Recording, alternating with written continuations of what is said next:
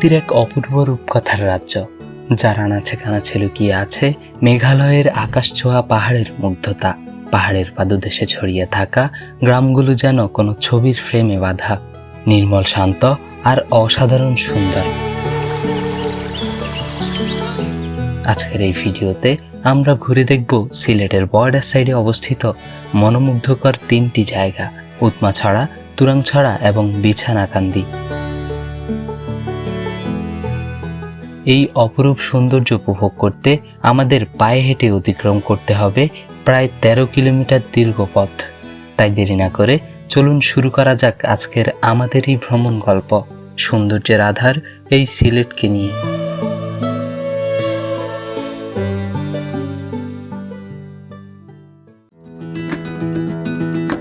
আজকে আমাদের যাত্রাটা শুরু হচ্ছে ঢাকার সায়দাবাদ বাস স্ট্যান্ড থেকে আল মোবারক নামের এই নন এসি বাসটিতে করে, যার জনপ্রতি ভাড়া গুনতে হয়েছে 600 টাকা করে। রাত 11টার সময় আল্লাহর নাম নিয়ে আমাদের বাস রওনা দেয় সিলেটের উদ্দেশ্যে। সকাল 7টা 30 আমাদের বাস আমাদেরকে নামিয়ে দেয় সিলেটের হুমায়ুন চত্বরে। হুমায়ুন চত্বর থেকে 150 টাকায় সিএনজি রিজার্ভ নিয়ে আমরা চলে যাই সিলেটের আম্বারখানা পয়েন্টে।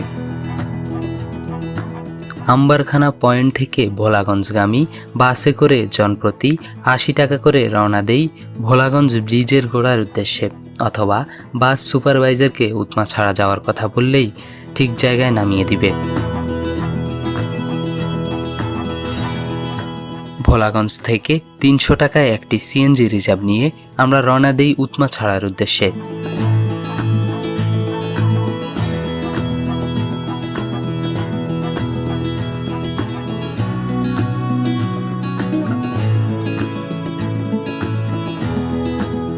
এই সিএনজি আপনাদেরকে নামিয়ে দিবে ঠিক উৎমাছড়ায়। মাত্র 30 মিনিট আমাদের সিএনজি চলার পর আমরা পৌঁছে যাই উৎমাছড়ায়। দর্শক, আজকে হচ্ছে 24 তারিখ। আমরা এই মুহূর্তে অবস্থান করছি উৎমাছড়াতে। আজকে উৎমাছড়ার যে ভিউটা সেটা আপনাদেরকে দেখাই, চলেন। দেখতে পাচ্ছেন আমার পিছনে, জাস্ট অসাধারণ। আজকে পানির ফ্লোটা আপনাদেরকে যদি দেখাই একদম ক্লোজ থেকে, অসাধারণ সুন্দর পানির ফ্লোটা রয়েছে আজকে। মোটামুটি তুলনামূলকভাবে পর্যটকের সংখ্যাও খুবই কম। পর্যটক কম থাকার কারণ হচ্ছে মানুষ এখন পর্যন্ত জানে না যে এই পরিমাণ পানি এখন আছে এখানে। ওয়েদারটা জাস্ট দেখেন, একদম মেঘলা একটা ওয়েদার, জাস্ট অসাধারণ। ভালো লাগতেছে আসলে এই ওয়েদারে ঘুরতে। চলেন আমরা একটু সামনের দিকে যাই। উৎমাছড়া বাংলাদেশ ইন্ডিয়া বর্ডারে অবস্থিত একটি অসাধারণ ভ্রমণ স্পট, যেখানে পাহাড়, ঝিরি এবং গ্রামীণ সৌন্দর্য আপনাকে মুগ্ধ করবে। উৎমাছড়া ঘোরা শেষে আমরা রওনা দেই আমাদের আজকের হাইকিংয়ের উদ্দেশ্যে। দর্শক, দেখতে পাচ্ছেন এখানে কিন্তু ধান চাষ করা হয়েছে। পিছনে সুউচ্চ পাহাড় আর নিচে হচ্ছে খুব সুন্দরভাবে সবুজ শ্যামল ধান দেখা যাচ্ছে। জাস্ট অসাধারণ। মানে পাহাড়ের কালারটা দেখেন, জাস্ট মানে মাইন্ড ব্লোয়িং একটা কালার দেখা যাচ্ছে। দেখতে পাচ্ছেন আমাদের টিম মেম্বাররা সবাই একে একে পার হচ্ছে এই নদী। এই উৎমাছড়া থেকে আমাদেরকে দীর্ঘ 30 মিনিট পায়ে হেঁটে যেতে হবে তুরংছড়ার উদ্দেশ্যে। দেখতে পাচ্ছেন দর্শক, বাচ্চারা খুব সুন্দরভাবে এখানে ফুটবল খেলতেছে। জাস্ট অসাধারণ। তাদের খেলার দৃশ্য দেখে আমার শৈশবের স্মৃতিটা মনে পড়ে গেল। জাস্ট অসাধারণ। মাথায় পড়ছে। জাস্ট অসাধারণ একটা মাঠ দেখতে পাচ্ছেন, একদম অসাধারণ।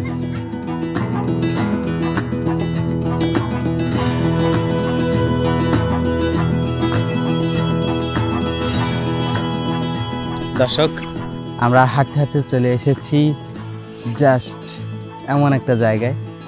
এখানে সামনে খুবই সুন্দর অসাধারণ একটি ঝর্ণা আছে। সো সেই ঝর্ণাটার ভিউ আপনাদেরকে আমরা দেখানোর চেষ্টা করবো ইনশাল্লাহ। তো চলেন একটু সামনে যাই এবং এই ঝর্ণাটার সৌন্দর্যটা আপনাদেরকে আমি দেখাই। এখান থেকে জাস্ট অসাধারণভাবে এই ঝর্ণাটার গর্জন শোনা যাচ্ছে।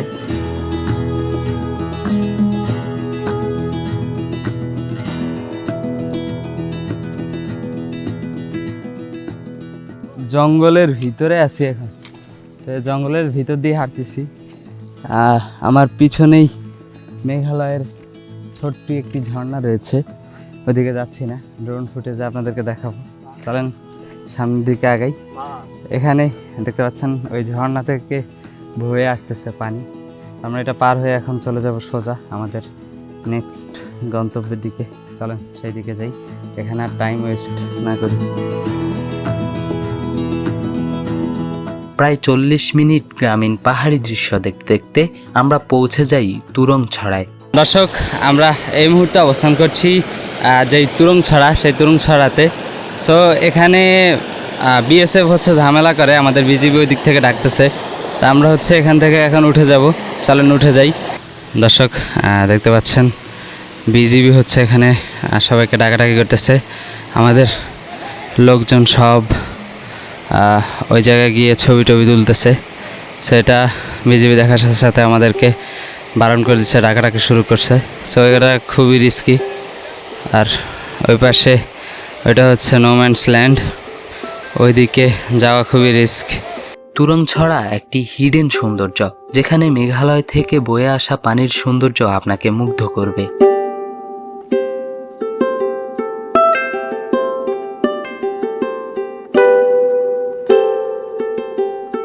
তুরং ছড়ায় বেশ কিছুক্ষণ সময় কাটিয়ে আমরা আবারও পথ চলা শুরু করি।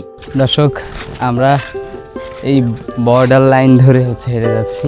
আমার পিছনে দেখতে পাচ্ছেন বিস্তীর্ণ পাহাড়, এবং আমার টিম মেম্বার একজন রয়েছে পিছনে এবং বাকি মেম্বাররা সামনে।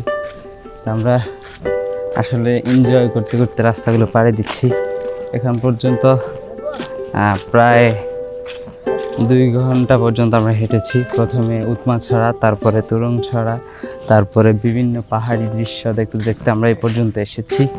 আরও সামনে আরও অনেক সুন্দর সুন্দর চমক অপেক্ষা করতেছে, আরও সুন্দর জায়গা অপেক্ষা করতেছে। চলেন আমরা সামনের দিকে আগাই এবং এই সৌন্দর্যগুলো সবাই মিলে উপভোগ করি। কোথাও পাহাড়ি সৌন্দর্য, কোথাও গ্রামীণ পরিবেশ, আবার কোথাও চলছে কৃষি কর্মযোগ্য। আমরা দেখতে দেখতে হাঁটতে থাকি আর উপভোগ করতে থাকি।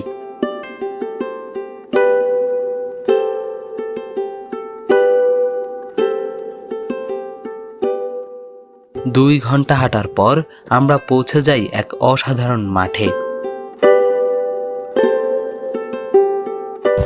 দর্শক, অবশেষে আমরা এই মুহূর্তে অবস্থান করছি যেই বিছানাকান্দির খুবই কাছাকাছি। একটি সুন্দর জায়গা রয়েছে, একদম খোলা একটি মাঠ বিস্তৃত, একদম কাশ্মীরের মতো ভিউ দেয়। এরকম একটা জায়গায় আমরা এখন অবস্থান করতেছি। তো চলেন আপনাদেরকে এখানকার কিছু সুন্দর ভিউ দেখাই। জাস্ট অসাধারণ এখানকার ভিউ। এখানে কিছু সুন্দর অসাধারণ গাছ রয়েছে, দেখতে পাচ্ছেন। ওভারঅল জায়গাটার ভিউ জাস্ট অসাধারণ। চলেন আমরা এই জায়গাটা ঘুরে দেখি এবং আপনাদেরকেও ঘুরিয়ে দেখি।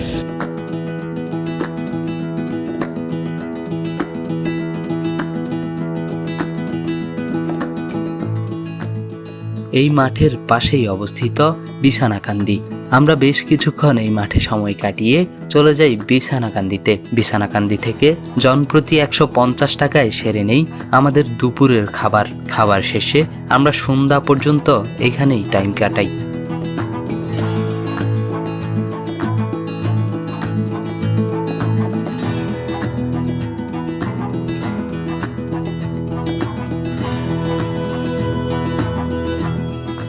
দর্শক, আমরা এই মুহূর্তে অবস্থান করছি যেই বিছানাকান্দি আছে সেই বিছানাকান্দিতে।